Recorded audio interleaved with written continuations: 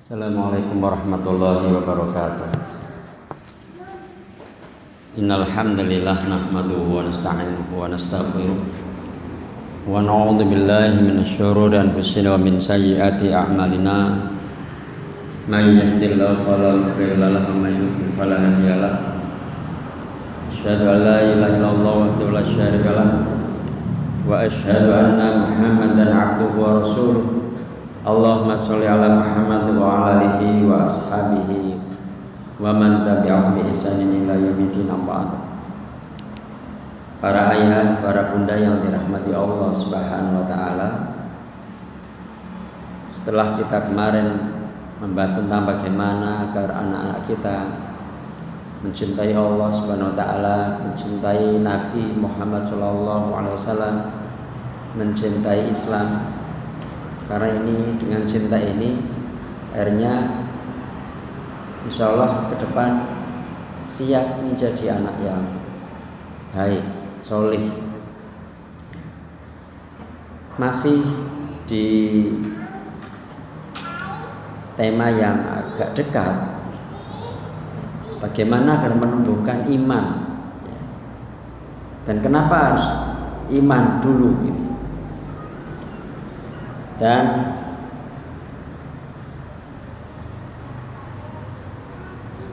kenapa harus iman dulu, dan pentingnya para ayah, para bunda ngaji di beberapa tempat kajian-kajian seputar tauhid, seputar akidah atau hadis atau tahsin atau fikih dan sebagainya. Nanti ilmu itu akan kembali ke rumah, dipraktekkan oleh ayah bunda sendiri. Kemudian ayah bunda akan menyampaikan, mengajarkan, mencontohi anak-anaknya. Jadi akhirnya ilmu itu dapat dikatakan itu parenting lagi. Ya. Kita mengamalkan akidah, setelah kita belajar akidah dengan ustaz-ustaz,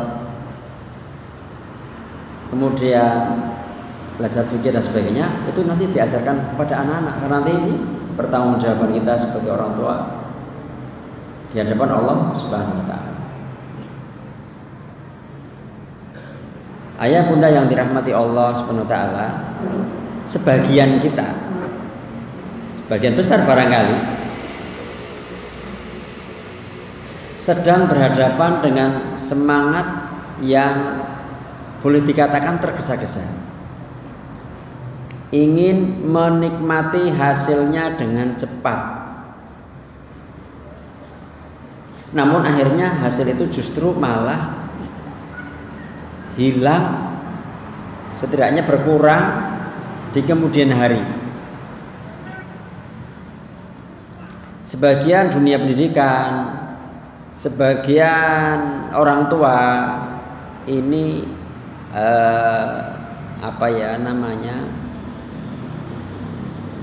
suka, boleh dikatakan suka atau perhatian gitu ya,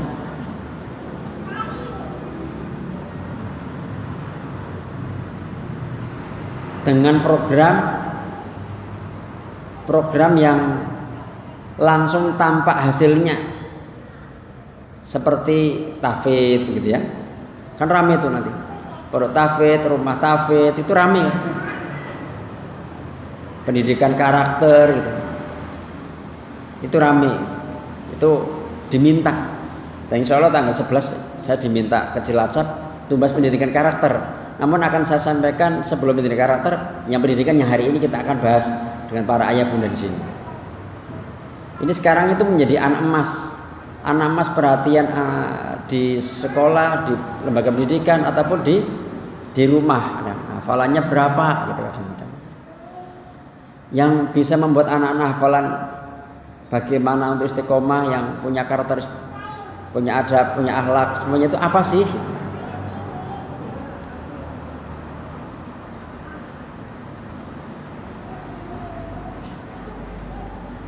Pernah nggak sih dijumpai misalnya anak-anak kita, orang tua kan pengen anaknya baik ya, disekolahkan di sekolah Islam. Kalau udah gede sedikit SMP SMA kadang dipondokkan. Saat di pesantren, ini masya Allah udah bagus nih. Kata ustadznya dia rajin, ya rajin ibadah, aktivitas lah ya, sholatnya apanya rajin. Namun saat liburan di rumah, kenapa sholatnya harus disuruh-suruh ya? Kok baca Al-Qur'annya nggak pernah ya, HP-an mulu gitu. Bahasa guru kami disebut ini bahasanya, ini bahasa saja ya, libur syariah. Pas liburan, amalan-amalan itu nggak dikerjakan lagi. Ini fenomena ini ada ini. Ada juga nih, saya pas kalau ngisi kajian di satu tempat, terus Ustaz majelis dulu lah, duduk dulu Ustaz, sambil makan apa dan sebagainya. Kenapa ya Ustaz? Anak-anak di tempat kami ini Masya Allah lah, untuk urusan kami peduli masukan pesantren itu luar biasa. Rata-rata segerumbul di situ tuh anak-anaknya tuh mondok kabeh. Banyak yang mondok gitu misalnya. Banyak, mayoritas itu sudah pada semangat. Namun kok kayak nggak ada asarnya gitu, kayak nggak ada bekasnya gitu. Termasuk juga ya, mungkin ada juga pondok pesantren yang akhirnya misalnya ada pengabdian ya, istilahnya mungkin para ayah bunda sebagian ini. Jadi kalau anak-anak itu setelah mondok itu nanti ada tugas namanya pengabdian misalnya gitu. Tapi justru di tempat pengabdian itu malah bikin masalah gitu, harusnya memberikan teladan yang baik kepada adik-adiknya. Nah mungkin ayah, mungkin bunda pernah mendapati kita pernah punya anak saat kecil itu rajin gitu, rajin sholat, rajin ngaji gitu. Tapi setelah balik ini harus disuruh-suruh gitu, dibangunin subuh susah gitu, baca Al-Quran boro-boro gitu, sholat aja mungkin enggak gitu. Nah kenapa ada fenomena-fenomena anak hilang, yang tadinya soleh jadi hilang, yang tadinya baik misalnya di pesantren jadi libur syariah, bahkan setelah pesantren lulus juga kadang-kadang malah juga nggak ada bekasnya sama sekali. Kenapa fenomena ini kenapa ada? Dan ini mungkin ayah bunda pernah mengalami di keluarga sendiri, atau mungkin pernah pernah mendapati di sebagian tetangga atau apa begitu ya, barangkali. Maka ini menjadi sangat penting kita membahas hari ini ya ayah bunda gitu ya, supaya tidak terlewat gitu. Apa sih gitu? Kadang ketika ngobrol sama pengelola pendidikan juga, kenapa ya kayak gitu. Nih, kalau ngobrol sama orang-orang di rumah yang peduli ya begitu, tapi kadang-kadang sebagian orang tua hari ini kan kadang-kadang kurang peduli gitu ya, sehingga kadang-kadang ini nggak dibicarakan.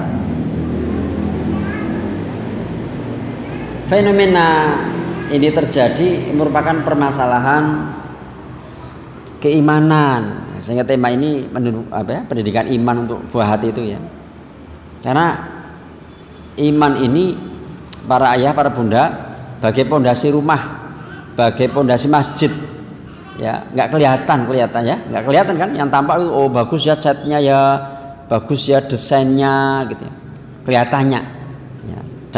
Dan sebagian orang cenderung pendidikan itu yang dikejar yang tampak itu tadi, catnya bagus misalnya gitu ya, gentengnya desainnya bagus, yang tampak. Padahal membangun sesuatu yang tidak tampak itu penting sekali.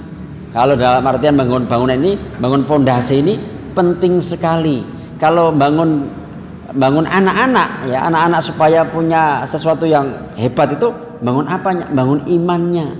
Makanya kemarin itu cinta gitu ya, kepada Allah, kepada Rasul, kepada Islam gitu ya. Kalau ini membangun imannya, sesuatu yang kelihatannya kayak nggak tampak, tapi nanti buah-buahnya akan tampak, insya Allah.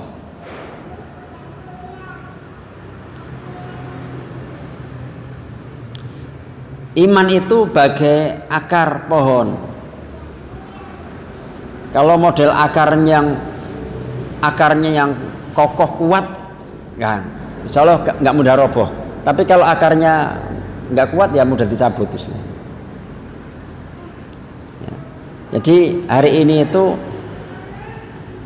tema pendidikan, tema parenting yang mendasar, namun sayangnya cenderung menjadi anak tiri, terabaikan dalam konsep parenting, terabaikan dalam konsep pendidikan saat ini, yaitu iman. Ya. Nah, parenting hari ini kan gimana ya supaya anak saya nggak gadgetan, gimana saya, tapi dasar parentingnya enggak, kurang terperhatikan. Allah Subhanahu wa taala berfirman,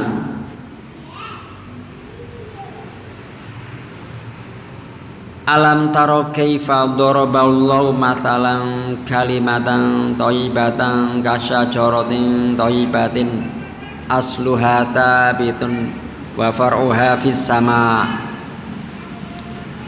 tu'ti ukuluha kulli hinin bi'idzni rabbiha.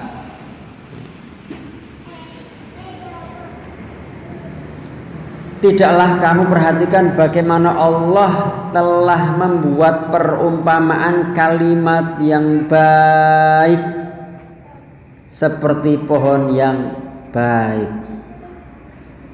Yang bagaimana itu? Akarnya teguh, ya, ke bumi teguh, ya, kencang, kuat, kokoh, dan cabangnya menjulang ke langit. Nah, di sini pohon itu memberikan buahnya pada setiap musim dengan seizin Tuhannya. Allah membuat perumpamaan itu untuk manusia supaya mereka selalu ingat. Jadi ini dibaca kemudian direnungkan.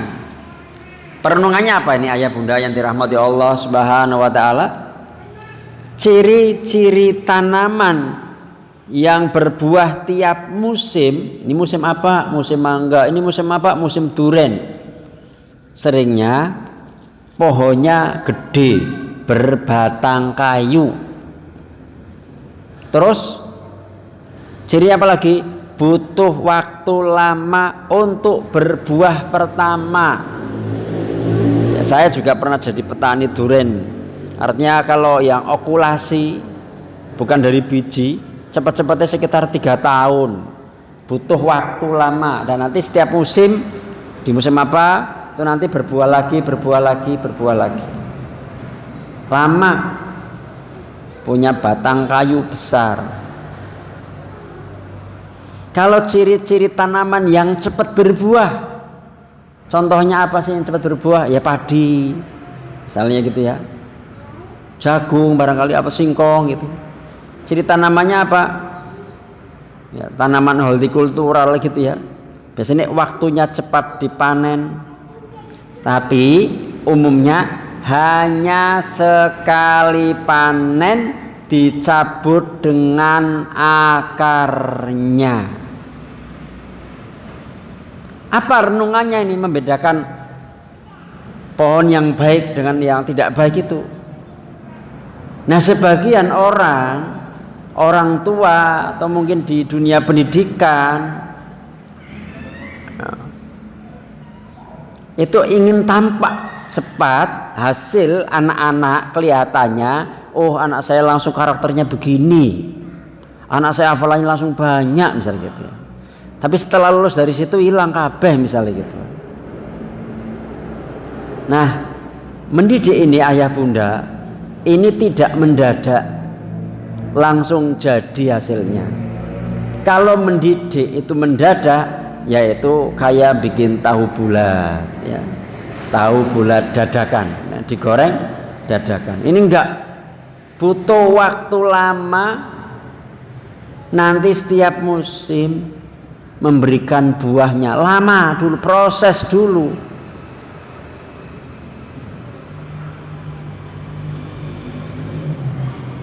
Jika iman kokoh, jika akar kokoh, jika pondasi kokoh, maka bangunannya yang lain akan baik. Jika akarnya kokoh, nggak gampang tumbang. Jika iman kokoh, maka buah-buah keimanan akan tetap ada sepanjang hidup, sepanjang hayat. Apa itu? Ya karakternya, ya akhlaknya, sopan santunnya, ibadahnya.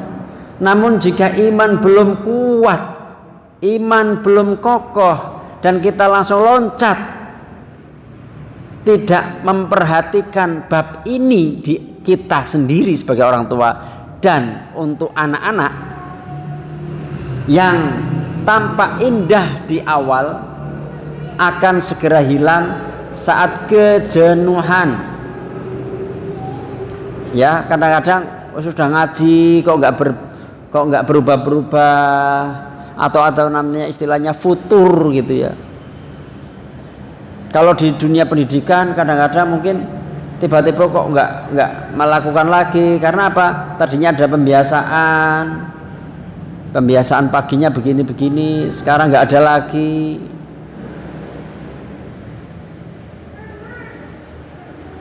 Ya.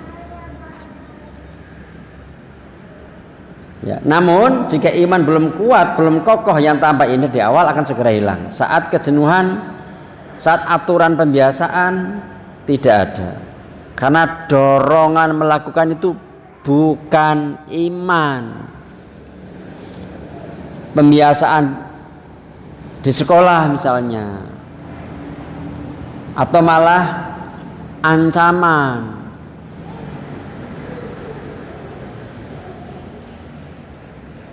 Ada ulama menyampaikan, mengutip pendapat sebagian ulama juga, at-tauhidu yujibul imana, faman la imana lahu la tauhida lahu, wal iman yujibus syari'ata, faman la syari'ata lah la imana lah wa la tauhida lah, was syari'atu yujibul adab, faman la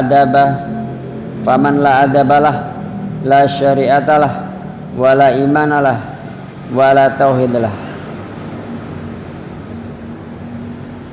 Tauhid, belajar tentang tauhid mewajibkan kita akhirnya menjadi orang yang beriman.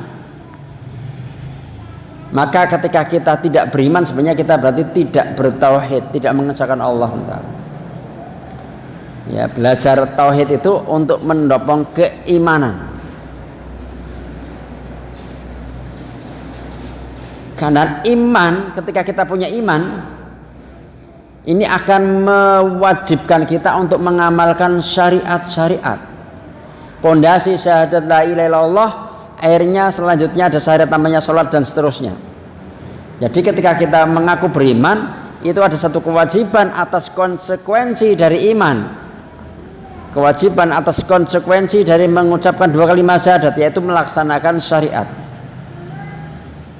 Jika akhirnya tidak melaksanakan syariat aslinya, orang itu berarti kurang punya iman, tidak bertauhid. Dan orang berbuat yang sudah bisa mengamalkan syariat itu ada kewajiban mengamalkan adab.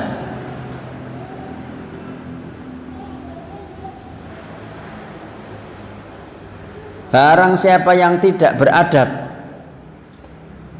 maka sesungguhnya dia tidak sedang melaksanakan syariat, dan dia sedang tidak bersungguh-sungguh punya iman. Imannya enggak gede. Jadi orang yang berkarakter, orang yang berakhlak, orang yang beradab, orang yang menjalankan syariat adalah buah dari keimanan. Dan alhamdulillah saya ulang-ulang sering salam, masya Allah di sini lengkap, karena di Mas Piku ini ada ustadz yang mengajarkan Umdatul Ahkam, ada yang mengajarkan kitab tauhid dan sebagainya. Masya Allah. Segala lagi itu akan diterapkan untuk diri sendiri, dan untuk mengajar iman nanti ke anak-anaknya punya bekal.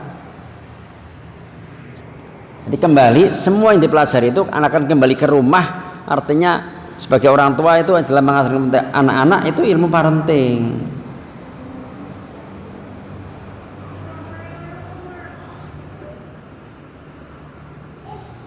Menanamkan iman agar kokoh seperti pondasi, menanamkan ya akar berbeda dengan mengajarkan teori iman. Ini unik ya, ada satu ucapan pendahulu kita as-salafus sholih dari Jundub bin Abdullah, beliau berkata, ini dahulu kami bersama Rasulullah Shallallahu Alaihi Wasallam, ini sahabat Nabi, kami belajar iman sebelum Al-Quran. Kemudian setelah kami belajar Al-Quran, bertambahlah iman kami. Sedangkan kalian sungguh pada hari ini justru belajar Al-Quran sebelum belajar iman. Tapi yang dikandani, yang dinasehatin itu berarti misalnya tabi'in. Ini kan sahabat menyampaikan ke tabi'in, kami dulu sahabat itu belajar iman dulu pada Nabi, kemudian belajar Quran. Kalian sekarang itu belajar Quran, kemudian baru belajar iman. Tapi tabi'in masih, masya Allah, masih dijamin. Tabi'in juga masih dijamin kebenaran agamanya, walaupun mungkin ada sedikit kebalik. Lah ini kita di zaman ini itu gimana ini? Al-Quran yang kita baca ini ya, saya yang dulu belajar di pesantren, pengantarnya bahasa Arab itu ya, kalau baca Al-Quran baca terjemahnya gitu kan, dibaca terjemahnya gitu. Kadang-kadang memang ada yang mudah ya, kata-katanya mudah, paham tanpa baca terjemah misalnya gitu. Nah ini harus menjadi dapat hidayah sebenarnya untuk menguatkan iman sebenarnya. Baik, sudah baca Al-Quran tiap hari rutin tanpa tahu maknanya, baik, dapat pahala insya Allah. Tapi ada tujuan baca Al-Quran itu untuk mendapatkan hidayah, untuk meningkatkan iman lagi. Maka setelah kami belajar Al-Quran, bertambahlah iman kami. Begitu harusnya.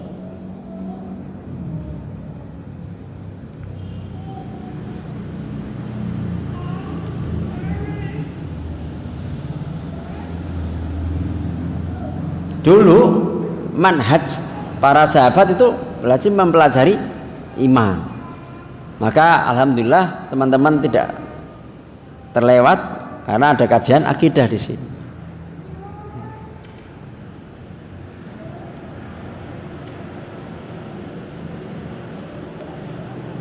Bagaimana sih metode mendidik iman itu? Lah ini ya, kuncinya di sini nih. Tadi muqaddimahnya.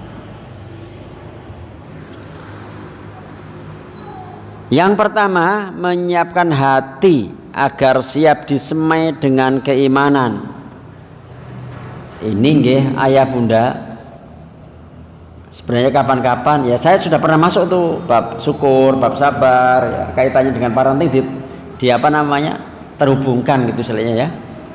Ini memang ada kajian, harusnya ada namanya tazkiyatun nafs ya.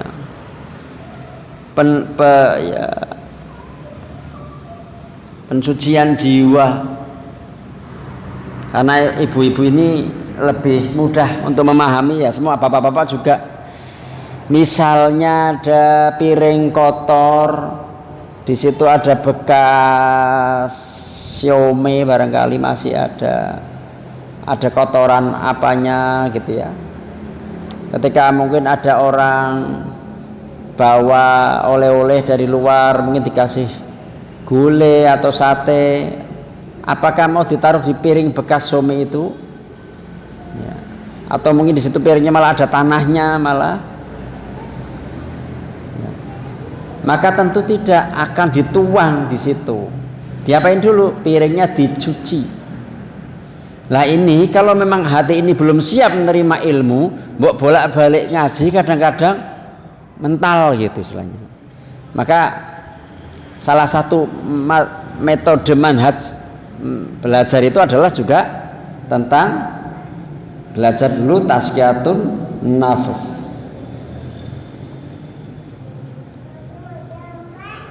Karena salah satu permasalahan dalam mendidik anak-anak kita atau kalau guru-guru di sekolah adalah tidak terbiasanya kita mendidik hati. Yang sering dilakukan adalah mendidik otak, kognitif. Akhirnya yang dipelajari hanyalah pemahaman, teori, konsep iman, tapi bukan iman itu sendiri. Tidak masuk ke dalam hati.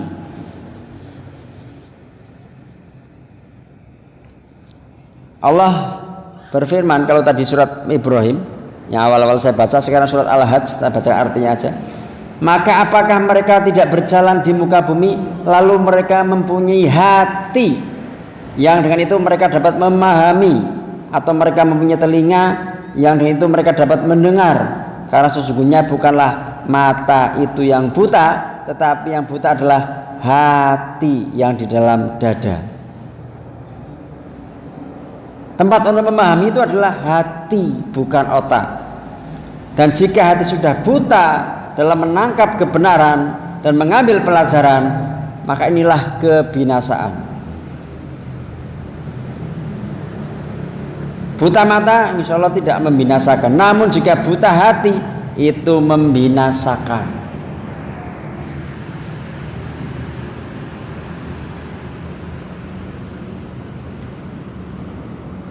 Rasulullah Shallallahu Alaihi Wasallam bersabda, ala wa inna fil jasadi mudghah idza saluhat saluhal jasadu kulluh fa idza fasadat fasadal jasadu kulluh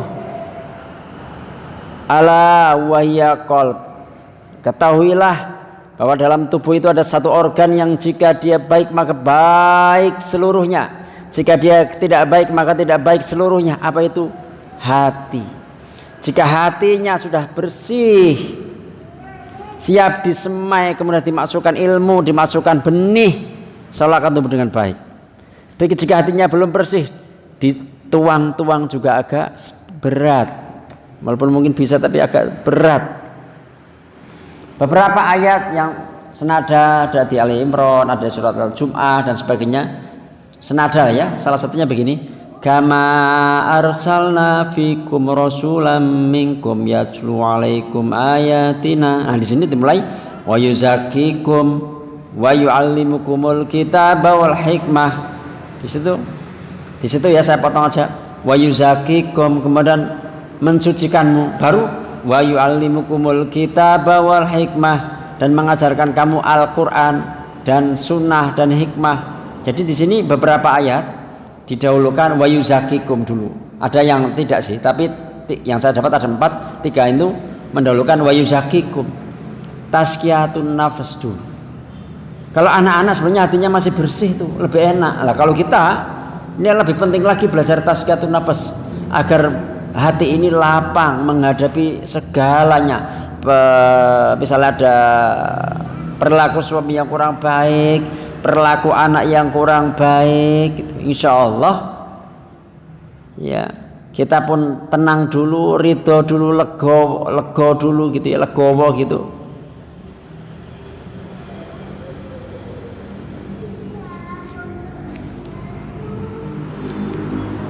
Jadi harus memulai dari tazkiyatun nafs dulu, baru belajar Quran, belajar hikmah dan belajar lainnya.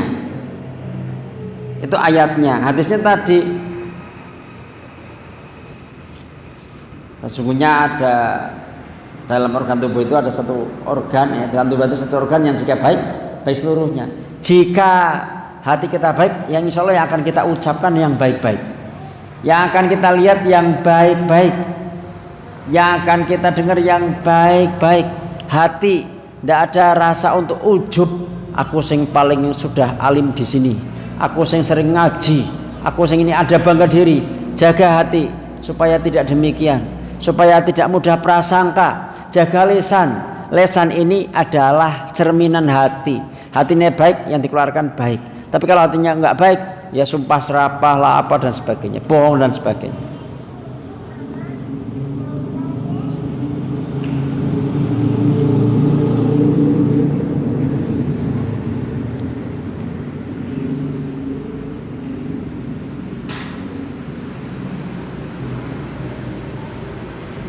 Rasulullah SAW sudah memberikan petunjuk, hati dulu. Karena jika hati baik, maka akan baik lisannya, pemikirannya, perbuatannya. Kenapa diabaikan? Ini untuk para ayah, para bunda, para pendidik itu ya. Sebenarnya sudah ada petunjuk ya. Jika hati baik seluruhnya. Kenapa sih kok kayak nggak nyentuh hati gitu?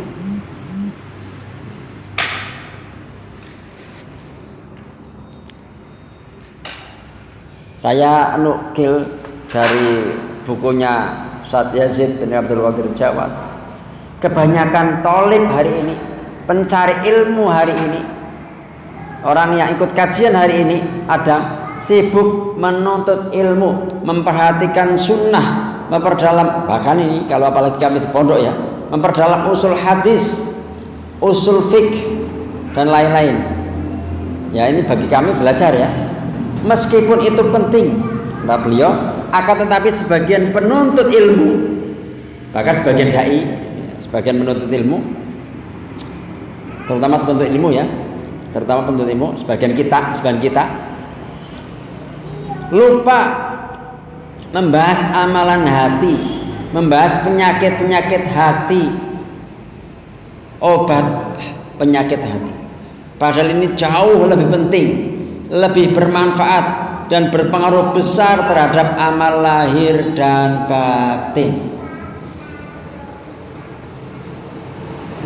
Nah, kenapa ini kadang-kadang berat? Karena misalnya kalau kita masih belum sabar sama anak, belum ridho sama anak akhirnya masih sulit. Ya, kemarin saya baca permasalahannya apa sih, kendala apa sih ikut parenting? Karena ada kendala sama anak, ada kendala dengan pasangan gitu ya.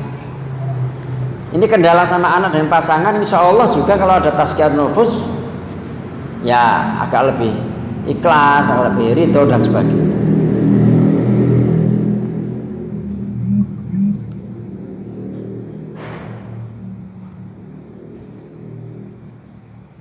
Dunia pendidikan, kita sebagai orang tua atau mungkin lembaga pendidikan kadang terjebak ya, mau dari SD mau SMA bahkan mungkin perguruan tinggi ya, terjebak pada angka-angka. Siswa pintar jika angka rapotnya oke, jika IPK-nya 4,0 itu kumlot gitu ya, oke tuh, meskipun misalnya tidak punya hati. Akibatnya orang pandai itu melakukan kerusakan di muka bumi. Kita ini sudah puas kalau anak kita udah ranking berapa, kolamnya seberapa, tapi misalnya hatinya ada yang nggak baik-baik saja, harusnya takut.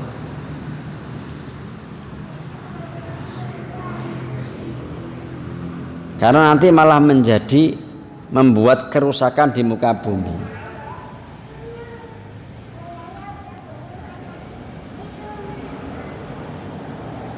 Harusnya jangan sampai pinternya malah membuat kerusakan di muka bumi.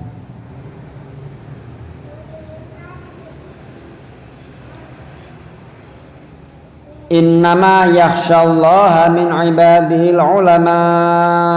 Sesungguhnya yang takut pada Allah di antara hamba-hambanya adalah para ulama. Demi Allah, kata Rasulullah, akulah yang paling takut, akulah yang paling tahu siapa Allah daripada mereka, dan akulah yang paling takut kepada Allah, kepadanya. Hadis riwayat Bukhari Muslim. Disebut pinter adalah yang punya rasa takut pada Allah, takut bermaksiat. Ini pinter, bukan gelarnya panjang, bukan hanya sudah selesai kaji kitab ini, tapi menumbuhkan rasa takut. Enggak, kemarin kan saya baru bahas cinta ya, saya belum bahas khauf sebenarnya. Ini memang kajian sebenarnya di Tazkiyatun Nafs ya. Kemarin saya bahas mahabbah sebenarnya, cinta. Ini kaitannya ke arah parenting. Disebut takut pada Allah jika takut berbuat maksiat. Tapi kalau kita sudah lama ngaji tapi maksiatnya jalan gitu ya, nah ini ada nggak kurang takut pada Allah SWT. Padahal standar wahyu disebut orang pinter.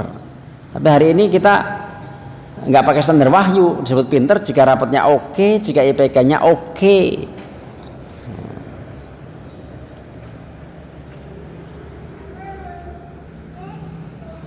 Jadi yang pertama apa tadi? Tazkiyatun nafs dulu, menyiapkan hati dulu.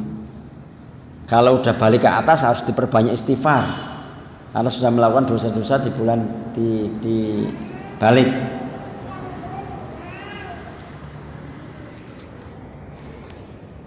Kalau yang belum balik memang insya Allah sih sudah masih bersih ya, tinggal ditumbuhkan gitu ya.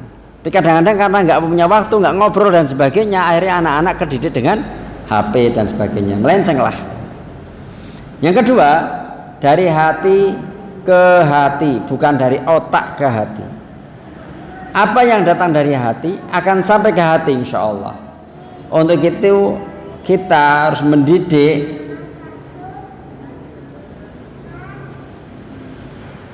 kita orang tua, kita guru-guru harus mendidik hati kita dulu sebelum mendidik hatinya siswa, sebelum mendidik hatinya anak-anak kita.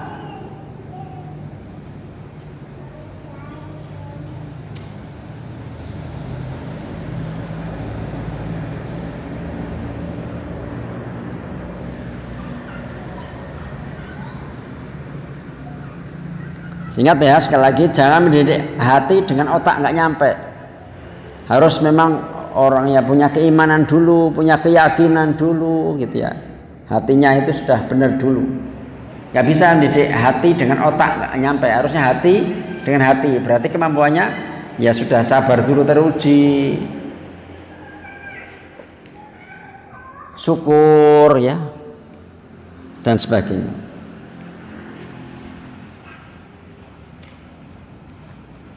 Berikutnya mendidik ya buah hati agar punya iman adalah satunya dengan cara berdoa.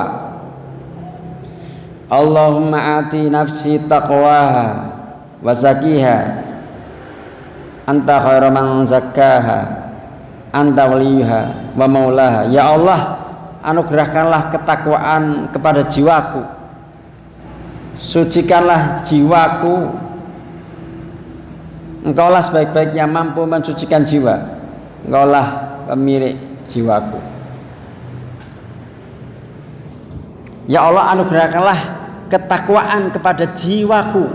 Allahumma ati nafsi taqwaha, nafsi nafsun, tazkiyatun nafs, nafsi. Wasakiha ya. Dan sucikanlah jiwaku, ha kembali pada nafs.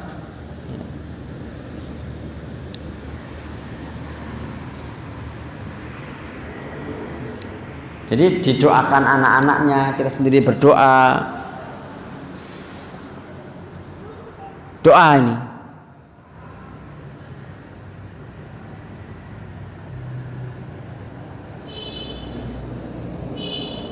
selanjutnya landasan mendidik iman, pendidikan hati ini landasannya cinta, bukan pembiasaan. Sebagaimana diketahui, iman itu diyakini dalam hati, diucapkan dengan lisan dan diamalkan dengan anggota badan. Jadi kata kuncinya ada dalam hati. Amal itu adalah ekspresi dari hati.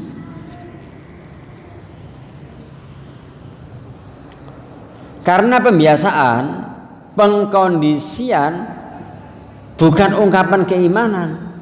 Sholat misalnya, ngaji misalnya, hafalan Quran misalnya, berpuasa misalnya, hanya seperti robot yang terprogram. Itu kesolehan buatan yang ditempelkan pada tubuh anak, bukan dari hati.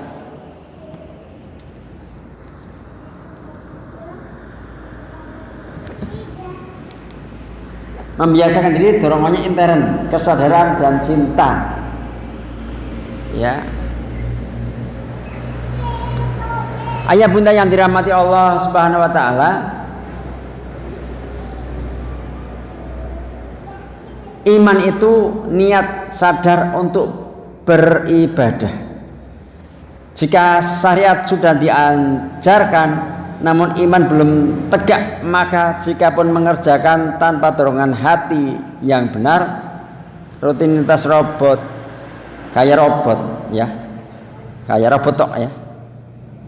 Syariat diajarkan, namun iman belum tertanam, ya dia hanya diprogram aja, kamu sholat, kamu ini kayak robot aja, pembiasaan saja.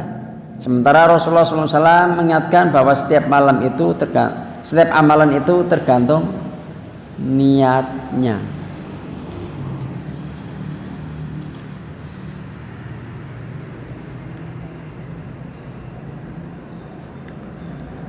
Dalam beragama semua ditegakkan atas dasar kesadaran, sengaja aku, dengan sadar aku, dorongannya dari dalam. Sebagian orang-orang itu mengucapkan nawaitu, aku dengan sadar, sengaja, istilahnya gitu ya. Ada yang begitu. Tapi intinya ini adalah satu sengaja, sadar.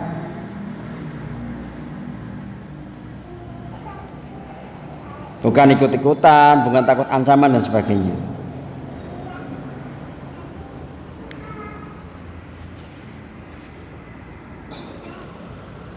Jadi kalau hatinya oke, insya Allah nanti akal pikirannya oke, nanti diamalkan. Akhirnya nanti biasa. Kalau hatinya nggak oke, makanya nggak oke, dipaksa-paksa gitu ya. Akhirnya nanti tidak bisa membiasakan diri.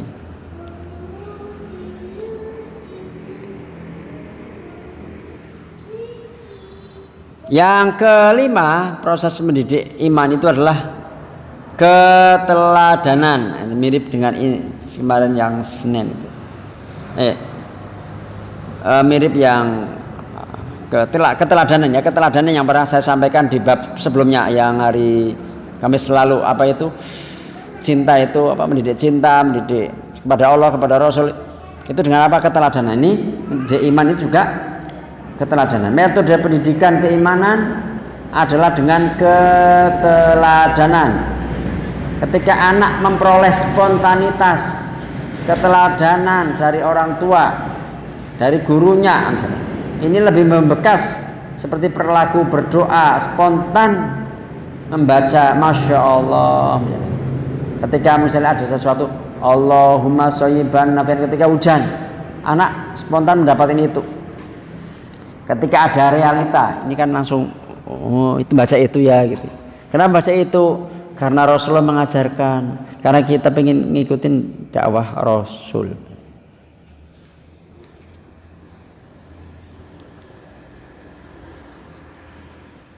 Nah ini sangat penting.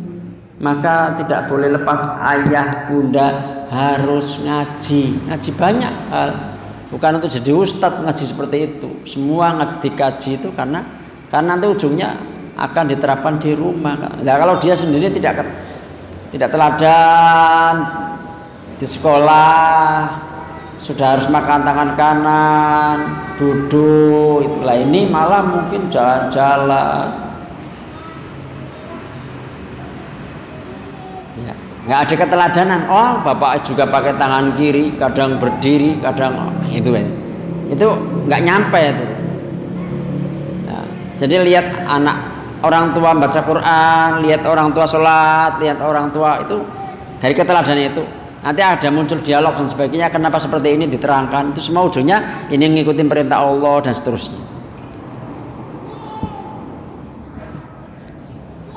Jadi niscaya para ayah, para bunda harus ngaji.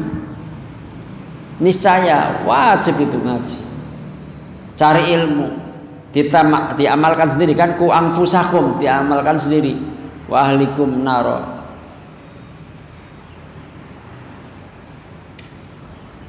Teladanan ini penting ya. Kita belajar untuk diri sendiri dulu, terus wa ahlikum naro itu berarti kan ayah ini harus memantau bagaimana anaknya sholat apa tidak, menutup aurat apa tidak, dan sebagainya. Sehingga fikih itu akan kembali lagi ke parentingnya, karena akan diterapkan untuk didik anak-anaknya gitu. Jadi tetap harus ngaji fikih gitu, harus ngaji ini ada hadis begini, amalannya begini, semua. Karena nyaris ya 2/3 hidup kita kan bersama keluarga. Ya inilah dunia suami istri, harus ilmu itu, ilmu parenting harus diilmui, karena dalam hal qawamah ayahnya. Ayah ini kan qawamah itu ada mendidik istri, mendidik anak-anak gitu. Dari mana ilmunya? Ilmu-ilmu yang didapat ngaji selama ini, ya fikih, ya akidah, ya hadis dan sebagainya. Nah, parenting ini mengumpulkan puzzle-puzzle itu, toh nanti akan diterapkan. Ngajari Quran ke anaknya, ngajari wudhu ke anaknya, ngajari sholat ke anaknya. Puasa, kita belajar fikih puasa kan, tapi pada saat nanti buka, sahur dan sebagainya, nih bukanya rutop dulu, kalau nggak ada pakai tamar kurma, kalau nggak pakai air misalnya gitu. Tidak ini kan.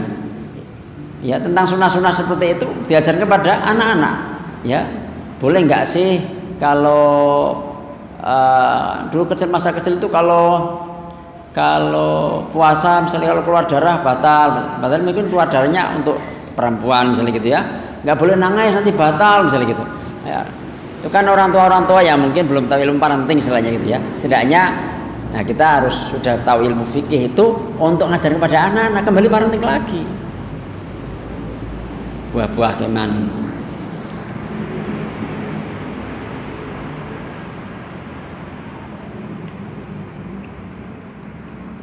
Keteladanan itu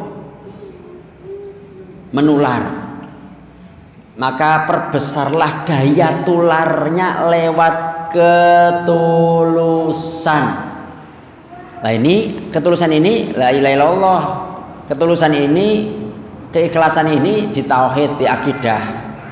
Akhirnya kembali ketika orang tua punya ketulusan, punya keikhlasan dalam hal mendidik anak, nyampe, dan itu daya tularnya luar biasa. Ketulusan adalah sesuatu yang daya pancar dan frekuensinya tinggi serta daya tularnya luar biasa.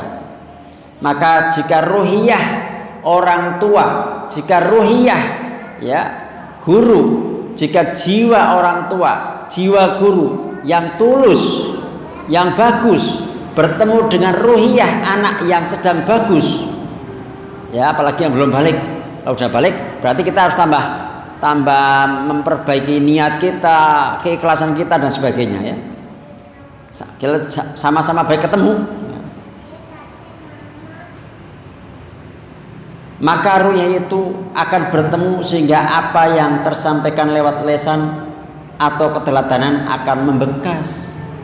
Inilah sebabnya kenapa di awal harus melalui tahap tazkiyatun nafas bagi orang tua. Dan kalau di sekolah berarti guru juga harus tazkiyatun nafas. Dan kenapa kemarin saya buat sekolah akil balik MPLS-nya atau masa orientasinya itu 1 bulan? Karena ada tazkiyatun nafas dulu. Ya. Ada khauf dulu, ada mahabbah, ada roja. Minimal saya dasar-dasar ya sampaikan begitu. Ada surga dan neraka gitu. Nah kemarin saat ini ada teman saya mau pindah. Oh kita nggak terima pindahan loh, kenapa tadi biar rame? Loh kamu udah melalui tazkiyatun nufus, ya orang tua mengikuti stadium general gitu ya. Jadi nanti nggak sinkron tuh, ya nggak teratur gitu. Jadi kita memang nggak terima pindahan. Jadi inilah sebabnya kenapa di awal harus melalui tahap tazkiyatun nafas. Ya, maka barangkali ke depan kalau berkenan itu nanti kita akan belajar tazkiyatun nufus dari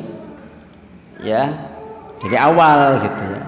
Karena obat hati, luka hati dan sebagainya ini seperti itu. Yang terakhir ini cara menanamkan iman pada buah hati. Yang kemarin juga sudah sama. Apa itu? Berkisah, berbagi pengalaman, berbagi rasa efektif untuk menimbulkan keimanan, menimbulkan keyakinan, menimbulkan kepercayaan.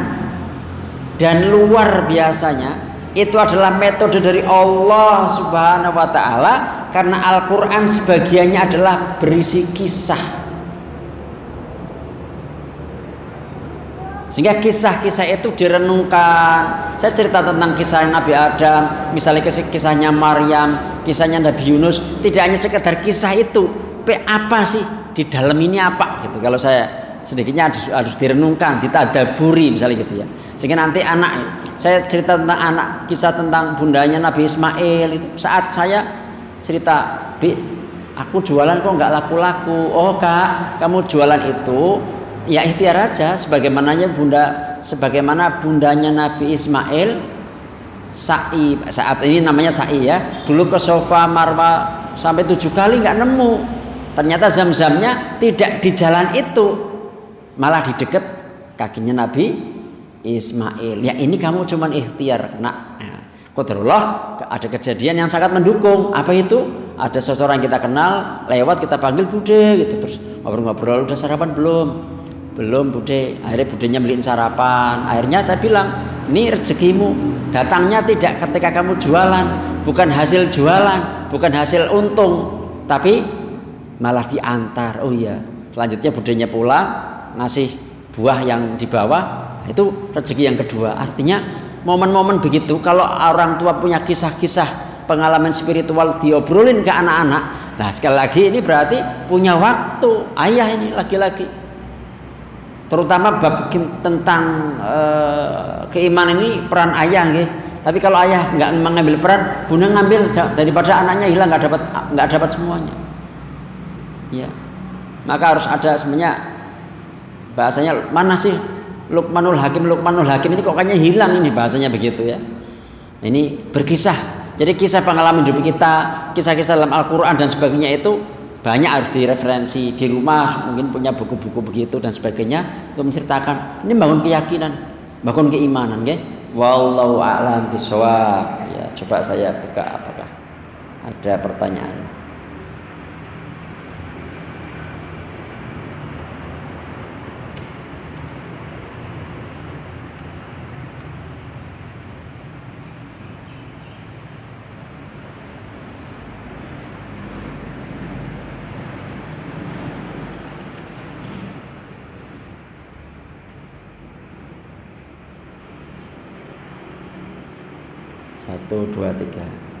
Dua. Bagaimana pandangan Ustadz, sekolah untuk anak perempuan baiknya memondokkan atau sekolah Islam yang dilaju atau pulang pergi? Sekolah yang tepat, cari bukan yang pondok atau tidak pondok, pulang pergi atau bukan pulang pergi itu ya. Sekolah yang tepat sesuai misalnya anak ini bagaimana gitu. Saya ini, tapi ini sharing saja, sharing ya. Belum tentu pas karena keadaan masing-masing anak dan orang tua berbeda. Anak saya di SD malah homeschooling bahasanya, SMP-nya tak pondokkan gitu. Tapi memang saya siapkan, dan untuk mondok semualah, semua yang ingin mondok, semua laki-laki maupun perempuan. Ini para bunda ini apalagi paham apa, karena bunda kadang-kadang bikin kue enggak sih bun, bikin roti gitu kan ada ya. Nah kalau bikin roti itu kan diadonin gitu kan, terus nanti masuk oven gitu kan. Nah kalau ngadoninnya kurang bagus, nyampurnya kurang bagus kan, kalau masuk oven namanya roti bantat kan itu. Nah kalau nggak menyiapkan anak ke pondok, nanti ya masuk pondok ya jadi ini bantat. Artinya kalau itu sudah disiapkan nggak apa-apa. Kalau saya sekarang berpikir gini, mondok itu karena saya tak evaluasi untuk anak saya juga ada kasihan, walaupun saya tak siapkan sedelik homeschooling dulu ya, tapi mondok ternyata kasihan juga ya. Kalau mondok mending setelah lulus SMP apa ya gitu, SMA-nya lah gitu. Jadi kelas 10, 11, 12 misalnya mondok, nanti lanjut misalnya ke UIM dan sebagainya gitu ya, kuliah dan sebagainya. Nah biar di SMP-nya masih pulang pergi. Untuk saat ini karena apa? Saya dari pengalaman ini, euforia sekarang ada sekolah full day dan sebagainya, akhirnya juga orang tua sama anak-anak jadi jarang ketemu, jarang ngobrol, jarang diskusi, jarang ada namanya dialog iman dan sebagainya gitu ya. Anak-anak terus jadi dewe gitu ya, dititipkan sekolah, dan ini juga akhirnya nggak baik-baik saja gitu. Kemarin itu rame ya, ada doktor siapa MPD Al-Hafid ternyata cabul gitu kan. Kemarin ini apa, ini fotonya siapa, kan saya nggak ngerti ya. Saya baca komen-komennya, oh ini cabul, ini apa, kayak kurang apa gelarnya istilah gitu ya. Artinya ini karena sebenarnya di rumah pondasinya. Jadi kalau mondok anak putra anak putri saat ini kok saya melihat, karena kemarin juga ya, coba nih PAUD kan di rumah. Oke, ini perhatikan, PAUD di rumah, pulang sih masih gasik tuh, jam nggak sebelum zuhur. SD itu udah full day nih sekarang ini. Ya saya juga ada kesalahan yang dulu bikin sekolah full day. SD. Artinya sampai sore gitu kan, nggak ketemu orang tua, nanti mungkin capek, ada PR lah, misalnya gitu ya. Nyaris nggak ada ngobrol-ngobrol banget misalnya gitu. Satu juga masih berangkat sebagian gitu. Ahad ngobrolnya kurang lagi. terus SMP, SMA ini mondok, sudah nggak ketemu belas. Setelah SMA pulang pengabdian, setelah itu nikah. Kapan jadi ketemu orang tua itu kan? Membekali begitu halal begitu tuh. Nah ini barangkali terutama untuk perempuan ini memang yang tidak terlalu merantau gitu ya. Kalau laki-laki harus merantau, harus kuat, harus berani konflik dan sebagainya. Kalau perempuan toh nanti balik nggak apa-apa merantaukan, tapi mungkin ya. Tapi ini fleksibel kalau anaknya siap dan sebagainya. Jadi kalau misalnya mondok mungkin setelah lulus SMP gitu. Jadi lebih didekatkan lagi, orang tua cari ilmu lagi, parenting dan sebagainya, pendekatan lagi yang kemarin-kemarin kurang, anak masuk. Kalau dulu udah siap nggak apa-apa. Dulu orang dewasa ya SMP mondok kayak gitu tuh kuat aja, bagus lah. Terus sekarang anak-anak dengan bahasanya gen apa nih, milenial, kemudian gen Z, ada gen alpha gitu. Sudah pagi-pagi sudah gadget macam-macam nyaris hari ini anak-anak nggak dialog sama orang tua, terus nanti mondok dan sebagainya nggak ada sentuhan orang tua, nanti dia jadi orang tua bingung gitu. Hari generasi kita jauh ya, walau alam bisawab ya. Oh ini hampir sama juga ya. Kalau ada pilihan lebih baik mana, pondok untuk anak putri yang lebih dekat dengan orang tua, atau memilih pondok yang jauh dari orang tua yang dari segi kualitas lebih baik daripada pondok yang lebih dekat. Sebenarnya para ayah, para bunda, bahasanya begini, harus mindsetnya begini. Seenak-enaknya restoran tetap lebih nikmat makan masakannya bunda. Artinya sehebat-hebat berkualitasnya pondok pesantren, harusnya lebih hebat itu didikannya tangan bunda gitu. Harusnya punya begitu. Kadang kita terbatas, ya memang kita butuh bantuan orang lain. Nah, mau dekat mau jauh, peraturannya gimana? Peraturannya itu misalnya datangnya sebulan sekali, ya nggak apa-apa jauh. Misalnya datang, tapi diagendakan datang. Konsekuensinya biaya untuk berkunjung mungkin harus 1 juta 2 juta, kalau dekat mungkin naik motor aja gitu, disiapin nggak apa-apa. Kalau saya lebih baik jauh, berkualitas, dari sisi apa ya, anak kita cocok misalnya gitu ya. Nggak apa-apa, karena toh misalnya dekat nggak boleh ditengok setiap pekan kan, misalnya gitu. Kalau bisa ditengok setiap pekan, ada peraturan begitu ya dekat aja, karena masih ada membangun kedekatan, nggak terasa kayak dibuang gitu.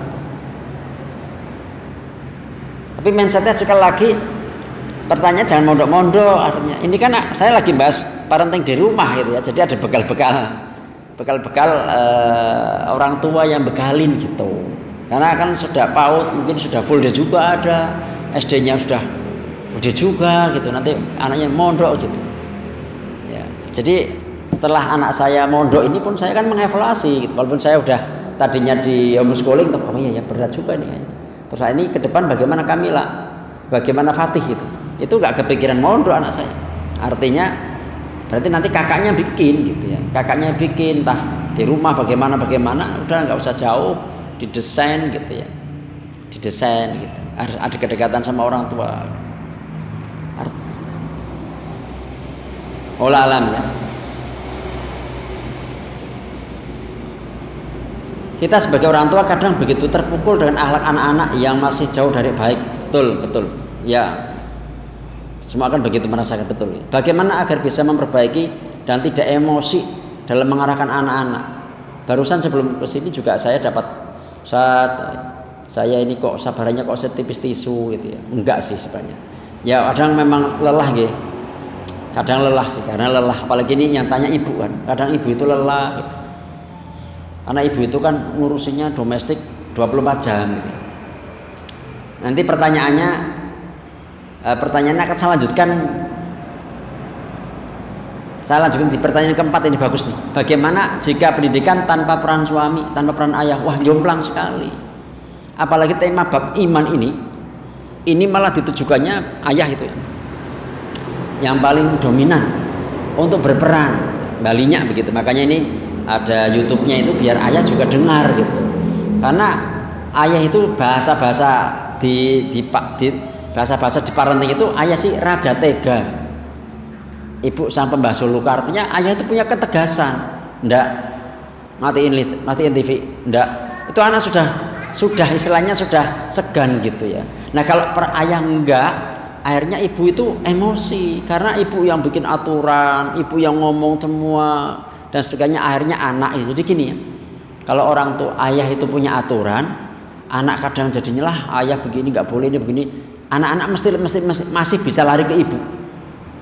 Tapi kalau ayah nggak punya aturan, diem, ibu yang bikin aturan, anak jadinya nggak suka, anak lari kemana? Larinya ke temen, jadi pang, jadi main ke mana-mana, ke teman-teman yang nggak jelas, geng motor, macam-macam lah.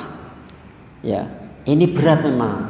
Jadi memang ini Pak ayah, saya mohon para ayah ini nasihat ayah kepada ayah yang lain, ini nasihat suami kepada suami yang lain. Saya juga nasihat untuk diri saya sendiri gitu ya.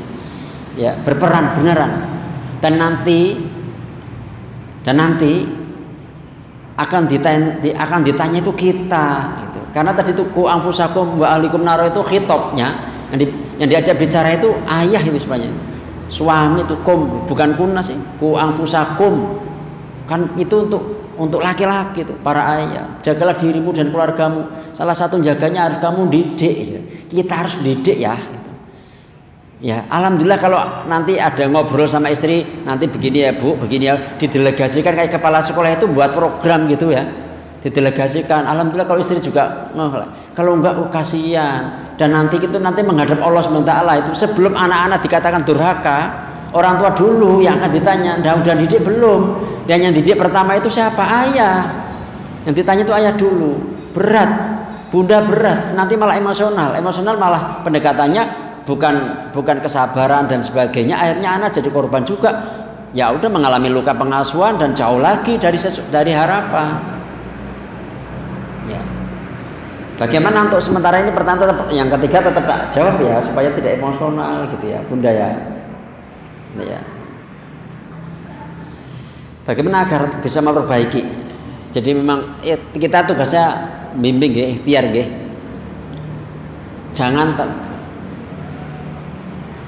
Jangan terlalu overdosis nasihat ya. Kapan-kapan ini perlu jadi tema ya, overdosis nasihat gitu. Kapan-kapan kalau overdosis itu ya Bu, saya udah tahu, paling ibu nyuruh sholat lagi kan, paling ibu nyuruh tidak bolos kan, paling ibu ya udah tahu, itu jadi kayaknya nggak mempan gitu. Jadi kapan-kapan kayaknya perlu dibahas sih ya, kapan-kapan kayaknya. Makanya kemarin saya minta evaluasi apa sih kendalanya apa gitu, biar saya nyusun materi itu sesuai dengan kendala. Karena terus terang kemarin saya sampaikan ya, saya kalau kajian di Tegal itu mereka itu udah nyusun saat temanya ini gitu. Jadi karena mereka kaya kebutuhan mereka gitu. Dulu kan saya awal-awal pernah coba Nisa butuh apa, sedang merasakan apa gitu, biar sesuai kebutuhan itu lebih pas gitu. Tapi ini walaupun enggak ya, saya coba yang dasar ya, pendidikan cinta, pendidikan iman dan sebagainya gitu. Kita juga tauhid ini, agar tidak emosi dalam mengarahkan anak-anak gimana gitu. Nisa kemarin minta terapi, silakan minta ke Nisa ya. Kemarin katanya hilang kan, minta lagi latihan itu Bunda. Karena kami pun latihan, sekali lagi kami latihan dulu sampai 1 tahun gitu ya, supaya bisa mengendalikan diri ketika tidak terbawa emosi gitu. Tidak terbawa emosi ketika menjumpai anak-anak tidak sesuai harapan ya memang gimana ya, memang deg-degan juga gitu. Memang mendidik anak itu harus benar-benar itu pertolongan Allah, terus kitanya jadi soleh, soleha dan sebagainya gitu, yang ya sesuai ya. Kita tadi Bunda, kalau ayah yang soleh sampai Nabi Nuh saja, kalau yang satunya nggak soleh juga anaknya jadi lari gitu ya, tidak ngikutin ayahnya gitu. Jadi harus dua-duanya.